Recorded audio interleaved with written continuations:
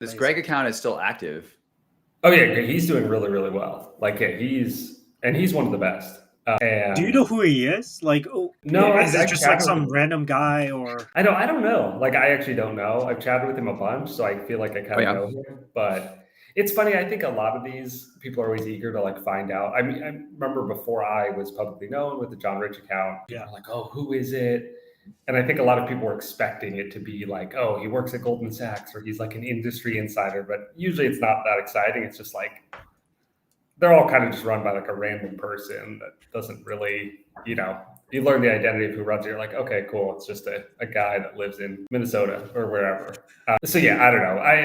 I know a decent amount of the identities behind some of the big meme accounts. Some people stay anonymous either because they have to for work, personal attention. I found it beneficial because then I was able to actually make money from this stuff. I felt it was just much easier to have my personal profile and tell people, hey, I'm a real person. I'm, available to be hired for ghostwriting, versus the first couple clients were kind of just by accident. Like they messaged John Rich and said, hey, do you also write for others? But yeah. Yeah. Tell us about when you got started. You told me or you said, hey, you got started and you made some money in the beginning. How did you make money in the early days before ghostwriting? The first couple with ghostwriting, yeah, it was basically the first couple clients. It was basically by accident, like people asking me, hey, do you write for other accounts? So a couple of people messaged my John Gregory Rich account because they liked it and said, can I hire you to help with my content? To manage their Twitter account and do content for them. Okay, that makes sense. Yeah, exactly. Yeah, so the first couple were by accident. Then I set up my profile with my real name and started writing about that. And that's how I got more clients and, referrals.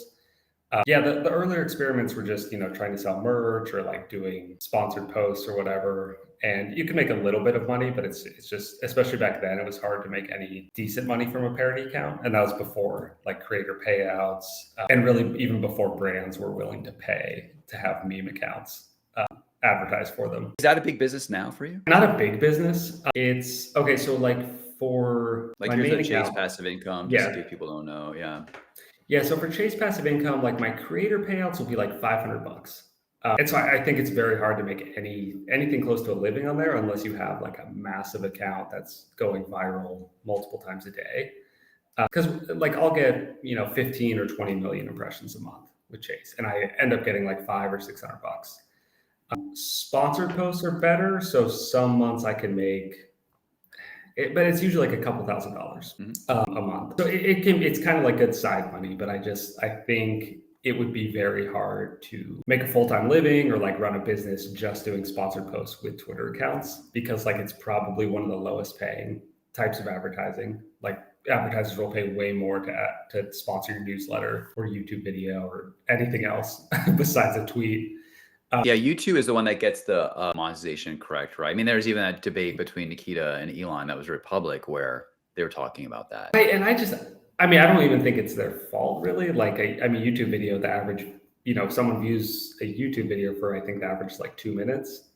I mean, the average view on a tweet has to be 5 seconds. So I just don't know if that's really fixable. It's just kind of the nature of, a newsletter, people spend longer on it and they're more invested in it versus one tweet where they're scrolling Twitter and they're looking at 1,000 tweets in 20 minutes, basically, versus YouTube, they'll actually focus on one video. So yeah, Twitter's the worst, probably the worst, or X is probably the worst for that.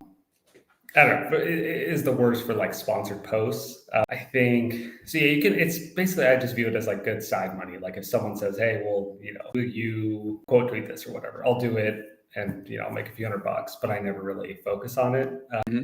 Because for me, the real money is in the ghostwriting and consulting. Yeah. Tell us more about that. You even posted this thing today, which I really appreciated about your career and ghostwriting. This was really nice. But this was pretty cool. Yeah, thanks. So at any given time, I'll have 6 or 7 or 8 clients somewhere in there. So I wrote in that post, my goal is to work with clients who I can actually produce something interesting or meaningful for. Back when I first started, I would kind of take on every client I possibly could, I think anyone does when they're starting a business. And what I learned is that there was definitely a lot of clients I would take on, and it just wasn't really, it was painful for me to have to write for them because I didn't really understand their area. I didn't really understand what they did, or I just didn't have a great sense for their niche, and then the content would just come out like okay. So it wasn't really worthwhile for anyone. So basically, I just try to work with a smaller handful of clients, charge a higher price, but know that I'm going to produce something really good for them. So yeah, I've always, and I think the natural question for people to ask, like, oh, why don't you scale it up into an agency? Because right now I'm doing all the writing. The way I've thought about that is I've tried doing an agency. I prefer, like, what I really like doing is the writing. Like, I love, a perfect day is just, getting to basically free form write all day. Like, so I don't really want to be someone who runs an agency where I like have to manage a team of writers or manage the clients. I mean, of course I manage my clients, but I don't have, 30 of them to manage.